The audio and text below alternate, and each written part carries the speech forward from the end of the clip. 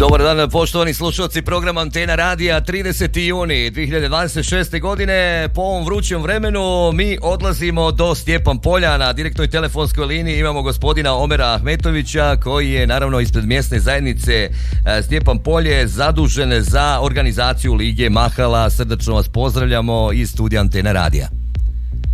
Pozdrav vama i vašim slušalcima. Možete da nam kažete nešto kako je to bilo prve godine, s obzirom da je to bio pilot projekat i teško je nekako ljude Mahale nagovoriti, jedni ovako, jedni onako, ali uspjeli ste, druga godina zaredom, pa možda mali osvrt na prošlu godinu, a onda ćemo najaviti i ove godine turnir Mahala Stjepan Polje. Tako je, mi smo to prošle godine pokrenuli više onako kao vid rekreacije, s obzirom da imamo dosta tih rekreativaca koji dolaze na naš sportski poligon. Ja sam im predstavio tu ideju, oni su svi pristali, baš kao što ste i kazali, u početku sam se malo bojao da li će biti odziva, međutim prošle godine smo imali 10 ekipa koje su stvarno sastavljene od vrhunskih igrača i imali smo 6 noći, mogu reći jedan ozbiljan sportski događaj gdje smo stvarno aktivirali sve one igrače koji igraju u nekim od viših liga. Nekako se potrefio i ovaj termin da su završile ove ligaške sve utakmice, oni su trenutno svi na odmorima, tako da smo prošle godine napravili jedan jako dobar turnir gdje smo svako veče od 8 do 10 znači uveče odigravali te utakmice. Velika posjećenost, u finalnoj utakmici smo čak imali oko 1000 posjetitelja. Pobjednik su bili ekipa Džebe, u finalu su igrali protiv Bara, jedna jako dobra utakmica sa vrhunskim igračima. Nakon toga smo turnir nije bio nikakvog nagradnog fonda, nije bilo, nego je bilo jedno zajedničko sjelo, zajedničko druženje u završnoj večeri. Nema veze, ali sigurno ima pekar, a to je ono najvrijednije. Tako je. U Mahalama.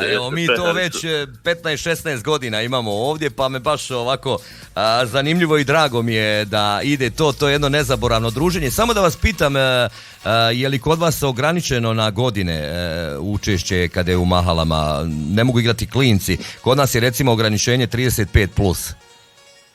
Ne. Nismo imali mi tih ograničenja, ne mogu baš mala djeca.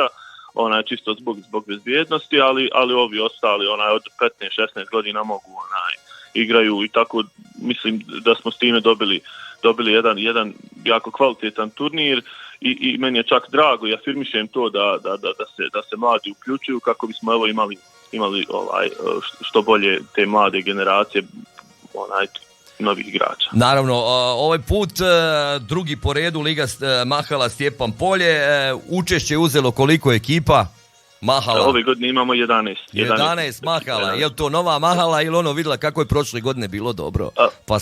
Evo napravili nije nova Mahala, nego jedna je Mahala baš napravila jedan mlađi sastav, imali su prošle godine bili svi zajedno, međutim ovi mladi nisu bili zadovoljni minutažom, pa su napravili jednu svoju ekipu, sinoć su igrali i fino su pokazali.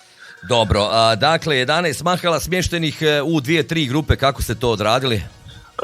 Dvije grupe smo napravili, u jednoj grupi je 6, u jednoj 5, igraće svako sa svakim. Svako sa svakim mjeste. Prve dvije ekipe prolaze u polfinale, finale. Tako smo i prošle godine, tako će biti ove. Dakle, po dvije ekipe iz svake grupe, ali ono što je zanimljivo jeste od 29.6. pa do 3.7. su grupne faze, a završnica nedjelja, je li tako? Jeste, 5. dođe. I onda nakon pobjednika druženje obavezno, je li tako?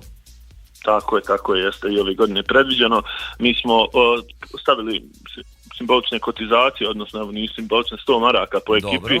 Svaka ekipa će platiti.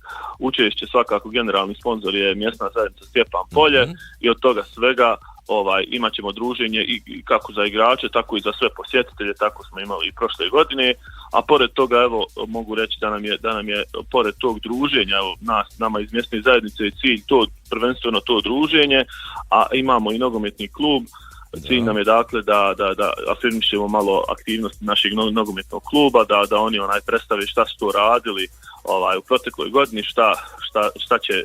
šta su im planovi za narednu godinu, da prodaju nešto od svojih rekvizita, članske kartice, imaju svoj štand za osvježenje, tako da evo i dvojako je znači cilj, pored druženja imamo i pomoć našem nogometnom klubu. Naravno da uvijek je pomoć dobro došla, pogotovo klubovima gdje su troškovi u ovoj ligi. U kojoj ligi se takmiči NK Stjepan Polje?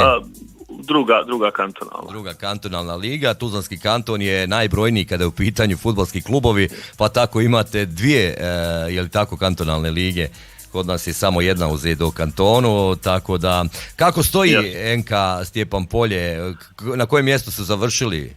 Stabilno? Pa čini mi se negdje sredina tabele, nije to bilo ove godine toliko, ima i problema uvijek ima sa igračima, ali evo ove godine su krenuli su dosta ambiciozno, imamo već nekoliko zvučnih pojačanja kako sam upratio, tako da evo nadamo se da ćemo u ovoj godini ostvariti jedan malo bolji rezultat i možda i ulazak u višu ligu, u prvu kantonu. Za kraj da kažemo, sinoć je tako počela Liga Mahala 2026. NK Stjepan Polje organizator Lige Mahala i poziv svima da dođu svaku noć, je li tako, od 20 do 22 otprilike, tako?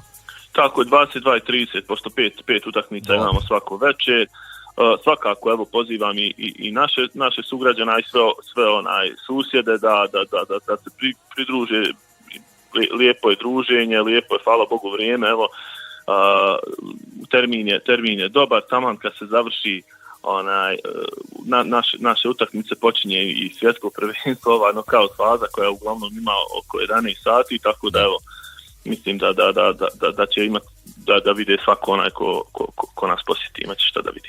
Hvala Omere na oduzetom vremenu, hvala što ste nam najavili ovaj događaj, druga Liga Mahala Stjepan Polje, svako dobro vam želimo, stojimo vam na raspolaganju, kad god imate nešto, tu smo za vas da se čujemo, da najavimo i naravno da pohvalimo. Sve čestitke, puno sreće i bez ozljeda, pa nek pobjedi najbolji.